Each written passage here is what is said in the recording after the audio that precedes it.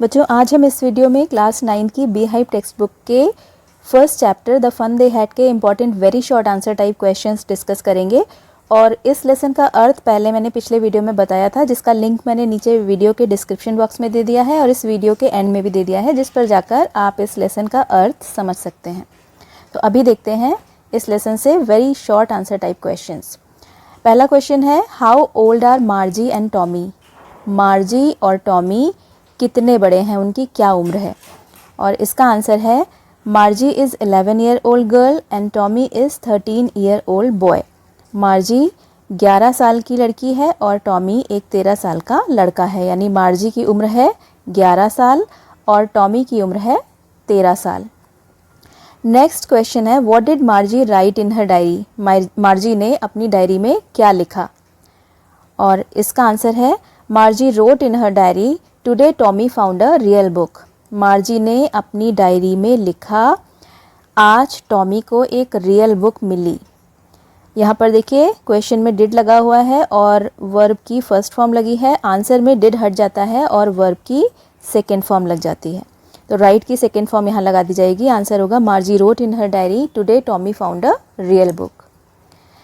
Next question है, had Margie ever seen a book before. क्या Margie ने पहले कभी बुक देखी थी।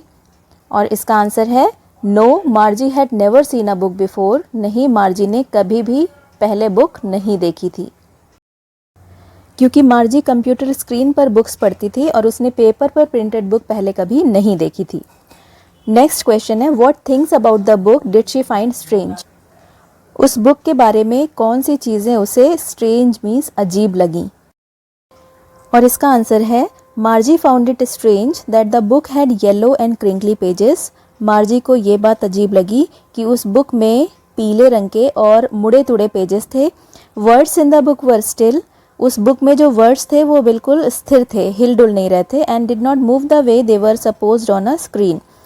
और उस तरह से नहीं हिल रहे थे जैसे कि वो स्क्रीन पर हिला करते थे। स्क्रीन पर जिस तरह से वर्ड्स मूव करते हैं उस तरह से वो वर्ड्स उस बुक में मूव नहीं कर रहे थे। ये बात उसको अजीब लगी। नेक्स्ट क्वेश्चन है, what do you think a telebook is. आपको क्या लगता है कि एक टेली बुक क्या होती है।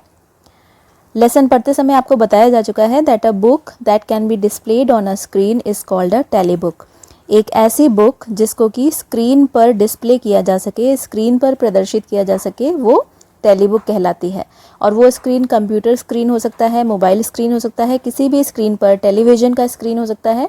किसी भी स्क्रीन पर जो बुक डिस्प्ले की जा सकती है, दिखाई जा सकती है, पढ़ी जा सकती है, उसको टेली बुक कहते हैं। नेक्स्ट क्वेश्चन है, वेयर वाज मार्जीज स्कूल। मार्जी का स्कूल कहाँ था। Did she have any classmates. क्या उसके कोई सहपाठी भी थे। और इस क्वेश्चन का आंसर है, Margie school was in her home itself. Margie का स्कूल उसके अपने घर में ही था। Right next to her bedroom, मतलब उसके बेडरूम के ठीक बगल में। और इस क्वेश्चन का आंसर है, सेकेंड क्वेश्चन का आंसर है, no she did not have any classmates. नहीं, उसका कोई भी सहपाठी नहीं था। नेक्स्ट क्वेश्चन है, what subjects did Margie and Tommy learn. Margie और टॉमी कौन कौन से विषय पढ़ते थे या सीखते थे।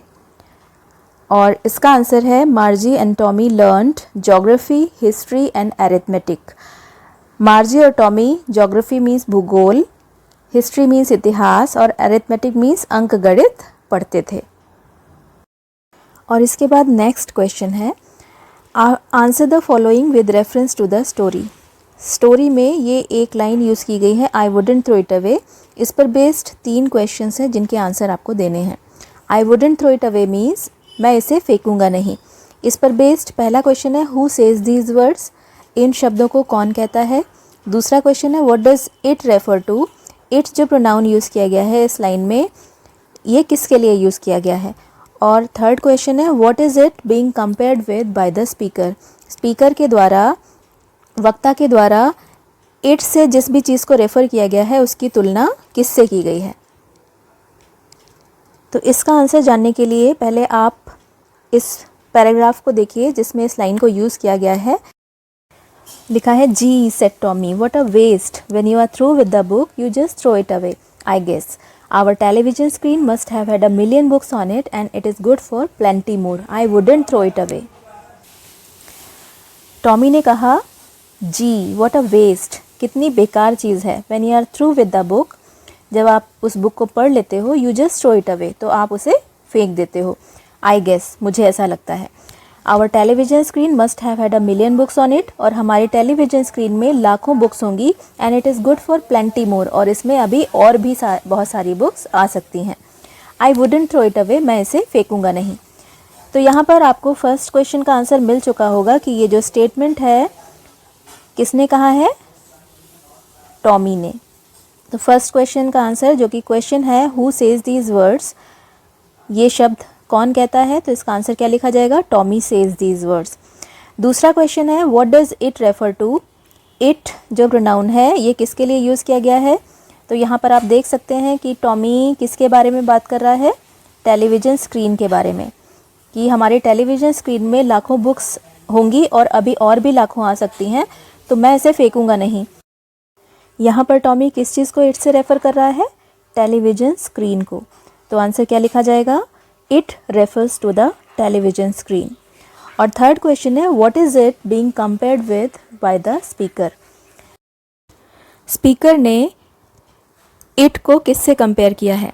तो अब आपको दो क्वेश्चंस के आंसर मिल चुके हैं कि स्पीकर कौन है, टॉमी, और इट को किस चीज़ के लिए रेफ़र किया गया है, टेलीविज़न स्क्रीन के लिए।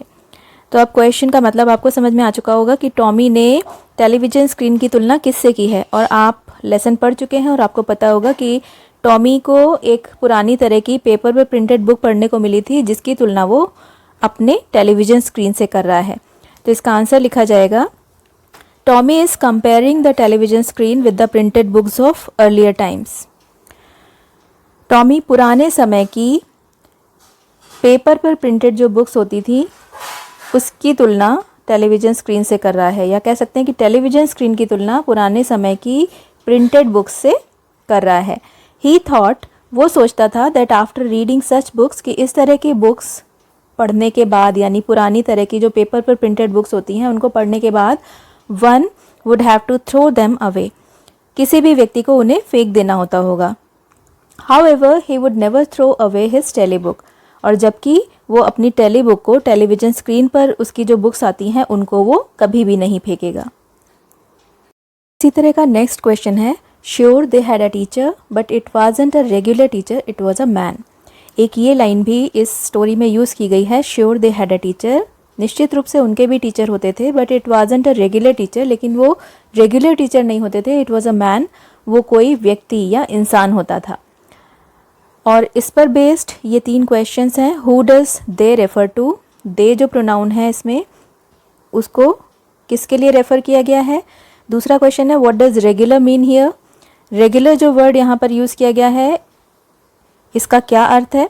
और थर्ड क्वेश्चन है what is it contrasted with, इसकी तुलना किससे की गई है। कंट्रास्ट का मतलब होता है किसी व्यक्ति या वस्तु की किसी दूसरी व्यक्ति या वस्तु से तुलना करना, जिससे उनके बीच का अंतर स्पष्ट हो जाए, डिफरेंस क्या है उनमें ये पता चल जाए। तो ये तीन क्वेश्चंस के आंसर जानने के लिए पहले आपको ये पैराग्राफ देखना पड़ेगा। पैराग्राफ में लिखा है, Margie was hurt and said, well I don't know what kind of school they had all that time ago. She read the book over his shoulder for a while, then said, anyway they had a teacher.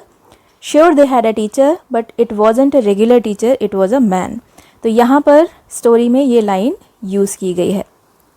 और इसके पहले का scenario क्या है, Margie school की बात सुनकर थोड़ा सा हर्ट हो गई। उसने कहा कि well I don't know what kind of school they had all that time अगो, कि इतने समय पहले किस तरह के स्कूल हुआ करते थे मुझे नहीं पता। She read the book over his shoulder for a while, उसने टॉमी के शोल्डर के ऊपर से, कंधे के ऊपर से उस बुक को थोड़ी देर के लिए पढ़ा। उसके बाद वो बोली, anyway they had a teacher, कि एनीवेज क्या उनके टीचर होते थे, क्या उन बच्चों के भी टीचर्स होते थे।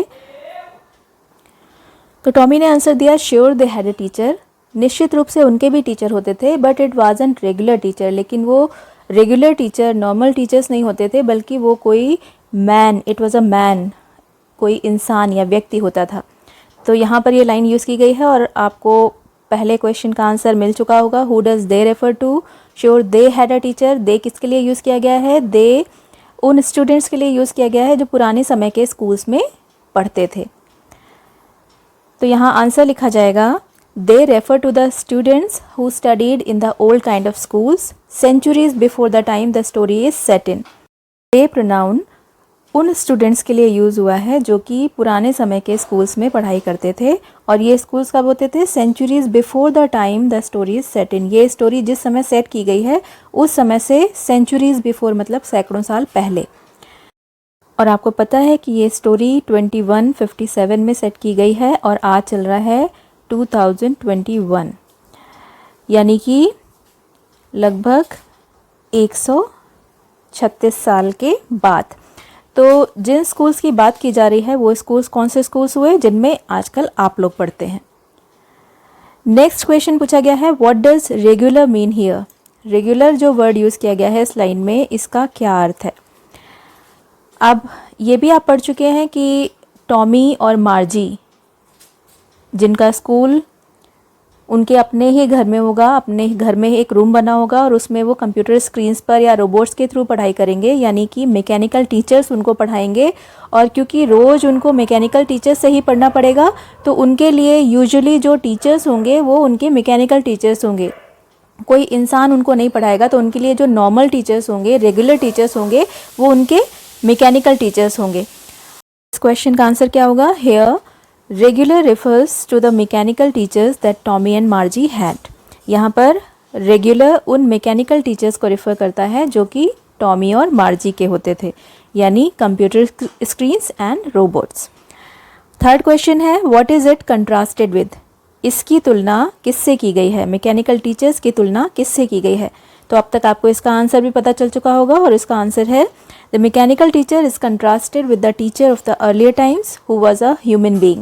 मैकेनिकल टीचर की तुलना पुराने समय के टीचर्स से की गई है जो कि इंसान होते थे।